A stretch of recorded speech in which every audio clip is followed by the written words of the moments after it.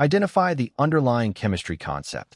This problem tests the application of Raoult's law, which describes the vapor pressure of an ideal solution. For a solution containing a non-volatile solute, the vapor pressure of the solution is determined solely by the solvent's ability to escape into the gas phase. Recall the equation for Raoult's law. The vapor pressure of the solution, P solution, is equal to the mole fraction of the solvent, X solvent, multiplied by the vapor pressure of the pure solvent, P degrees solvent. P solution equals X solvent times P degrees solvent. Extract the provided data. From the question, identify the specific values needed for the calculation.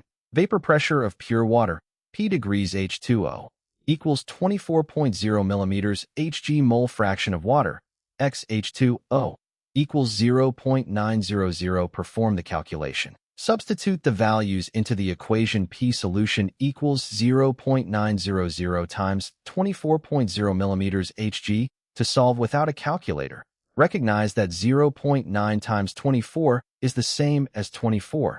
0.1 times 24, which is 24 minus 2.4, is equal to 21.6 millimeters Hg.